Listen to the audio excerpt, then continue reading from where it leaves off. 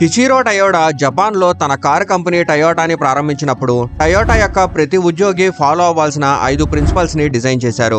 వాటిలో ఒకటి టయోటా కారులు ఎప్పుడూ తమ కాలానికి ముందు ఉండాలని, మరియు రెండవది ప్రాక్టికాలిటీను ఎట్టి పరిస్థితుల్లోనూ రాజీ పడకూడదని. ఈ ప్రిన్సిపల్స్ ను కంపెనీ ఇంజనీర్లు ఇన్నోవాను తయారు చేస్తున్నప్పుడు బహుశా కొంచెం ఎక్కువగా సీరియస్ గా తీసుకున్నారు.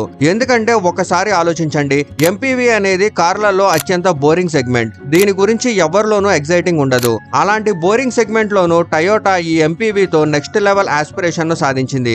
ఇన్నోవా యొక్క అద్భుతం వల్లనే ఆ టైంలో టాటా సుమో, షెవర్లెట్ టవేరా వంటి ఎంయువేల ఆధిపత్యాన్ని ఒక్క దెబ్బతో బద్దలు కొట్టగలిగింది. ఆ తర్వాత సుమో, టవేరాల మరణానికి కూడా ఇన్నోవానే కారణమైంది. ఇన్నోవా డి సెగ్మెంట్ మరియు మిడ్ సైజ్ సెడాన్ బయర్స్ ను కూడా తన వైపు అట్రాక్ట్ చేయగలిగింది. ఇది ఇండియన్ ఆటో మార్కెట్ లో మరే ఇతర కారు కూడా సాధించలేనిది.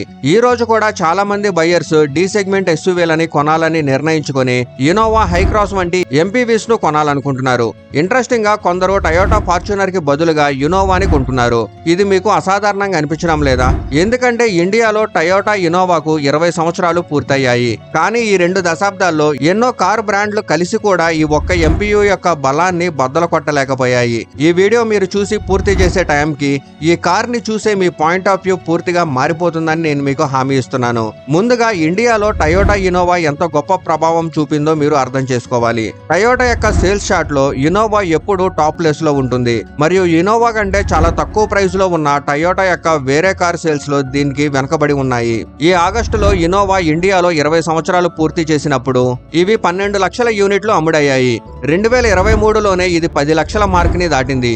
ఈ 10 లక్షల క్లబ్ లో చాలా తక్కువ కార్లు మాత్రమే స్థానం సంపాదించగలవు, మరియు ఈ క్లబ్ లో 10 లక్షల రూపాయలకు పైగా ఉన్న ప్రైజ్ ఏకైక కారు ఇన్నోవా. టయోటా ఇండియా యొక్క మొత్తం సేల్స్ లో 46% షేరు ఒక ఇన్నోవా ద్వారానే వచ్చింది. అంటే ఇన్నోవా టయోటా యొక్క ఇండియాలో ఇప్పటి వరకు అత్యంత విజయవంతమైన ప్రొడక్ట్. ఇంకా ఇంట్రెస్టింగ్ విషయం ఏంటంటే ఇది బహుశా ఇండియాలో 2 డిఫరెంట్ జనరేషన్స్ ఒకేసారి సేల్స్ లో ఉన్న ఏకైక కారు. టయోటా ఇన్నోవా యొక్క విజయాన్ని అర్థం చేసుకోవడానికి దాని చిన్న చరిత్ర మరియు దాని ఎవల్యూషన్ గురించి కొంచెం తెలుసుకోవాలి. ఇన్నోవా 2005లో ఇండియాలో ప్రారంభమైంది, కానీ ఇది వాస్తవానికి ఒరిజినల్ క్వాలిస్ కు రీప్లేస్మెంట్ గా వచ్చింది. దీనిని టయోటా 2000వ సంవత్సరంలో ఇండియాలో ప్రవేశపెట్టింది. కానీ క్వాలిస్ యొక్క మూలాలు 1977 వరకు వెళ్తాయి. ఎందుకంటే క్వాలిస్ టయోటా కైజాంగ్ నుండి ఎవల్యూషన్ చెందింది. ఇది ఒకప్పుడు కాంపాక్ట్ పికప్ ట్రక్ గా ఉండేది. 1986 నాటికి టయోటా కైజాంగ్ పికప్ ట్రక్ చాసిస్ పైన ఒక ప్యాసింజర్ కారు తయారైంది. ఈ కారు కొన్ని దేశాల్లో టయోటా జేఎస్ పేరుతో పిలిచారు. అప్పుడు ఈ కారు డిఫరెంట్ వీల్ బేసెస్ లో కూడా అందించారు. క్రమంగా దీనికి అనేక ఫేస్ లిఫ్ట్లు వచ్చాయి, మరియు చివరికి 2000వ సంవత్సరంలో ఇండియాలో టయోటా క్వాలిస్ ప్రారంభమైంది. ఆ రోజుల్లో ఎంయూవీ సెగ్మెంట్ తో టాటా సుమో మరియు మహేంద్ర బొలెరో మాత్రమే ఉండేవి. టయోటా క్వాలిస్ వచ్చినప్పుడు సుమో మరియు బొలెరో పాతకాలం కార్లలా కనిపించాయి. ఎందుకంటే ఇది ఇండియాలో vinyl interior, power steering, powerful AC, power Windows, rare AC vents మరియు సెంట్రల్ లాకింగ్ తో వచ్చిన మొదటి ఎంపీవీ. బయ్యర్స్ ప్రిఫరెన్స్ ఆధారంగా ఈ కారు 8 సీటర్ మరియు 10 సీటర్ ఆప్షన్స్ లో అందుబాటులో ఉండేది. ఇంజన్ డిపార్ట్మెంట్ లో ఇందులో 2.4 లీటర్ డీజిల్ ఇంజన్ మరియు 2 లీటర్ పెట్రోల్ ఇంజన్ ఆప్షన్స్ ఉండేవి. ఆ తర్వాత ఏమైంది? ఇండియాలో టయోటా యొక్క మొదటి కారు క్వాలిస్ సూపర్ హిట్ గా నిలిచింది. దాదాపు 5 సంవత్సరాల పాటు క్వాలిస్ సెగ్మెంట్ పైన ఆధిపత్యం చలాయించింది. తర్వాత క్వాలిస్ కు సిఐడి కార్ అనే ట్యాగ్ కూడా వచ్చింది. కానీ 2005 నాటికి వేగంగా మారుతున్న ఇండియన్ మార్కెట్ మరియు అవసరాలకు అనుగుణంగా టయోటా క్వాలిస్ ను రీప్లేస్ చేయాల్సి వచ్చింది, మరియు దానికోసం కంపెనీ ఇన్నోవాను ఎంచుకుంది.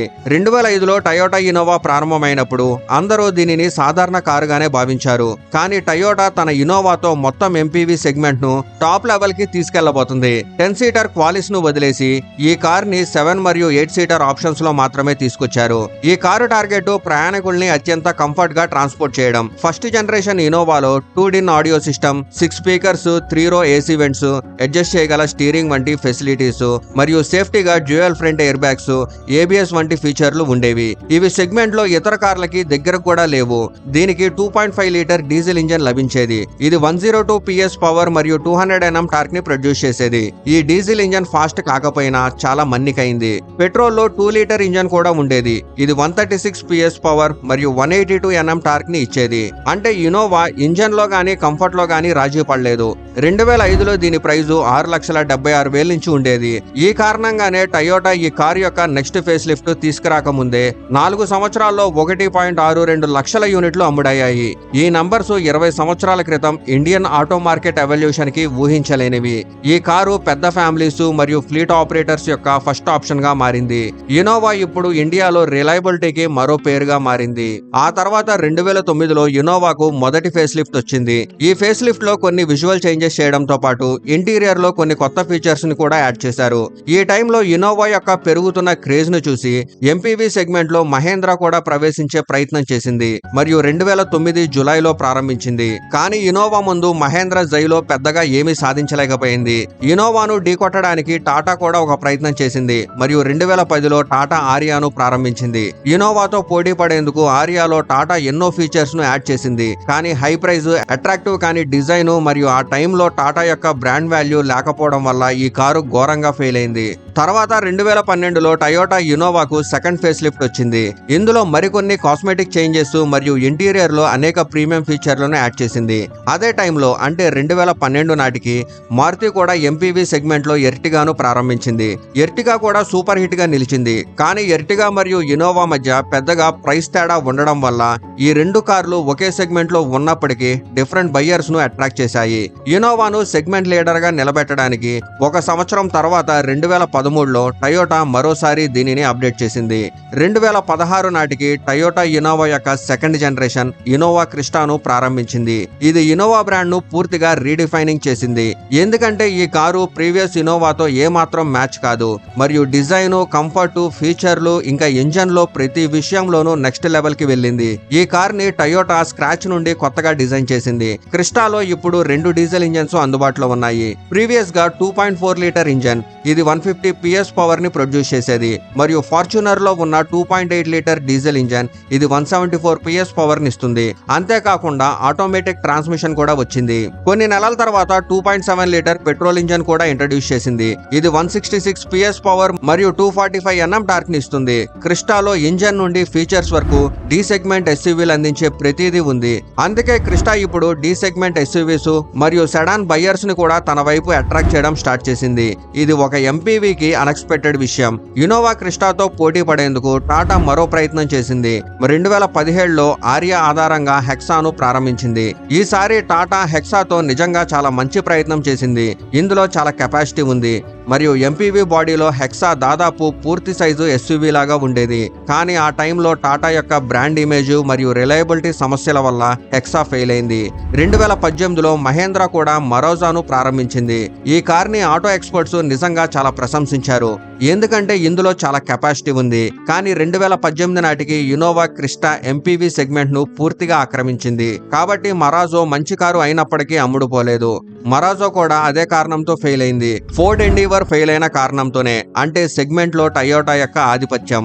ఇన్నోవా యొక్క విజయానికి ఒక సీక్రెట్ రెసిపీ దాని ప్లాట్ఫామ్ కూడా. ఎందుకంటే ఇన్నోవా క్రిస్టా ఆధారంగా ఉన్న టయోటా యొక్క ఐఎంవి ప్లాట్ఫామ్ పైనే టయోటా హైలక్స్ పికప్ ట్రక్ ని అభివృద్ధి చేసింది. ఇది ప్రపంచవ్యాప్తంగా హిట్ అయింది మరియు ఫార్చునర్ కూడా అదే ప్లాట్ఫామ్ పైన ఆధారపడింది. దీని విజయం గురించి ఏం చెప్పాలి. కానీ 2020లో ఇన్నోవాకు పెద్ద దెబ్బ తగిలింది. ఎందుకంటే BS6 ఎమిషన్ రూల్స్ అమల్లోకి వచ్చినప్పుడు దీని అత్యంత పాపులర్ పొందిన 2.8 లీటర్ డీజిల్ ఇంజన్ ను నిలిపివేయాల్సి వచ్చింది మరియు 2.4 లీటర్ డీజిల్ ఇంజన్ మాత్రమే మిగిలింది. 2 సంవత్సరాల తర్వాత అంటే 2022లో టయోటా ఇన్నోవాకు తన జీవితంలో అతిపెద్ద అప్గ్రేడ్ దొరికింది. Innova high cross. క్రిస్టాలో ఉన్న ఏ ఒక్క పాయింట్ ను కూడా హై క్రాస్ లో కంటిన్యూ చేయలేదు. క్రిస్టా యొక్క tried and tested rear wheel drive setup ని తొలగించి ఫ్రంట్ వీల్ డ్రైవ్ సెటప్ ని మాత్రమే తీసుకొచ్చారు. క్రిస్టా యొక్క బాడీ ఆన్ ఫ్రేమ్ చాసిస్ ని తీసేసి హై క్రాస్ లో మోనోకాక్ చాసిస్ ను ప్రవేశపెట్టారు. అంతేకాదు క్రిస్టా యొక్క అత్యంత రిలయబుల్ డీజిల్ ఇంజన్ ను వదిలేసి హై క్రాస్ లో 2 లీటర్ పెట్రోల్ ఇంజన్ ను మాత్రమే తీసుకొచ్చారు. ఇది నేచురల్లీ ఆస్పిరేటెడ్ మరియు హైబ్రిడ్ ఆప్షన్స్ తో వస్తుంది. టయోటా ఇన్నోవా నేమ్ ప్లేట్ తో అసోసియేటెడ్ అయిన అన్ని ఐకానిక్ మరియు రిలయబుల్ పాయింట్స్ ని తొలగించింది. అయినప్పటికీ హై క్రాస్ గేమ్ ని ఒక లెవెల్ పైకి తీసుకెళ్లింది. ఎందుకంటే హై క్రాస్ ఇండియాలో స్ట్రాంగ్ హైబ్రిడ్ సెటప్ తో వచ్చిన మొదటి మాస్ మార్కెట్ ఎంపీవీ అయింది. ఇంత పెద్ద సైజు ఉన్నప్పటికీ హైబ్రిడ్ సెటప్ లో 23 km/లీటర్ మైలేజ్ ఇచ్చే సెగ్మెంట్ లో మొదటి కార్ ఇది. ఇన్నోవా హై క్రాస్ లో టయోటా ఫార్చునర్ లో కూడా లేని అన్ని కంఫర్ట్స్ మరియు ఫీచర్స్ ని యాడ్ చేశారు. అందుకే హై క్రాస్ 1,00,000 యూనిట్లకు పైగా ఎంత త్వరగా అమ్ముడైంది. దీని డిమాండ్ అంత భారీగా ఉంది. టయోటా హై క్రాస్ యొక్క టాప్ ఎండ్ వేరియంట్ బుకింగ్స్ కూడా మధ్యలో ఆపేయాల్సి వచ్చింది. 2022లో హై క్రాస్ ప్రారంభమైన తర్వాత టయోటా ఇన్నోవా క్రిస్టాను నిలిపేసింది. కానీ క్రిస్టా డిమాండ్ అంతగా ఉండడంతో 2023లో క్రిస్టా సేల్స్ ను మళ్ళీ స్టార్ట్ చేయాల్సి వచ్చింది. ఇప్పుడు లేటెస్ట్ జనరేషన్ హైక్రాస్ తో పాటు ఒక జనరేషన్ పాత ఇన్నోవా క్రిస్టా కూడా భయంకరంగా అమ్ముడవుతుంది. ఇన్నోవా యొక్క అతిపెద్ద బలం ఏంటంటే ఇది పర్సనల్ మరియు బిజినెసెస్ పర్పస్ కూడా చాలా బాగా నెరవేరుస్తుంది. అయినప్పటికీ ఎర్టిగా లాగా ఇన్నోవాను ఎవరూ టాక్సీ కార్ అని పిలవరు. దీని పవరు మరియు స్టేటస్ సింబల్ గానే చూస్తారు. అంతేకాదు ఇన్నోవా యొక్క రీసేల్ వాల్యూ దీని పెద్ద బలం. రీసెంట్ 5 సంవత్సరాల పాత ఇన్నోవా క్రిస్టాను కూడా యూజ్డ్ కార్ మార్కెట్ లో తన అసలు వాల్యూలో 65 నుండి 70% వరకు నిలబెడుతుంది. ఫస్ట్ జనరేషన్ ఇన్నోవా మోడల్స్ కూడా మీటర్ పైన 1 లక్ష కిలోమీటర్లు ఉన్నప్పటికీ 5 నుండి 7 లక్షల్లో అమ్ముడవుతున్నాయి. ఇతర ఎంపీవీలు ఎర్టిగా వంటివి 3 నుంచి 4 సంవత్సరాల్లోనే తమ వాల్యూలో 50% కోల్పోతాయి. ఇన్నోవా యొక్క ఈ రీసేల్ వాల్యూ దాని బుల్లెట్ ప్రూఫ్ రిలయబిలిటీ నుండి వచ్చింది. ఇంటర్నెట్ లో ఇన్నోవా యొక్క ఓడోమీటర్ రీడింగ్స్ తరచూ వైరల్ అవుతూ ఉంటాయి. ఇందులో ఈ కారు 6 లక్షల కిలోమీటర్లు తిరిగింది లేదా 10 లక్షల వరకు నడిచినవి ఉన్నాయి. ఇది దాని రిలయబిలిటీకి అతిపెద్ద సాక్ష్యం. అందుకే ఇన్నోవా 20 సంవత్సరాలుగా అజేయంగా ఉంది. ఆలోచించండి, ఒకప్పుడు 5 లక్షల వద్ద ప్రారంభమైన కారు ఇప్పుడు దాదాపు 40 లక్షల వరకు చేరింది. అయినప్పటికీ ఇది ఎంతగా అమ్ముడవుతుంది. బుకింగ్స్ కూడా ఆపాల్సి వచ్చింది. ఇండియన్స్ కు ఇన్నోవా పైన ఉన్న క్రేజ్ వల్లే ఇన్నోవా ఇండియా యొక్క డార్లింగ్ అనేది. టయోటా ఇన్నోవా గురించి మీ అభిప్రాయం ఏంటి? కామెంట్స్ లో చెప్పండి.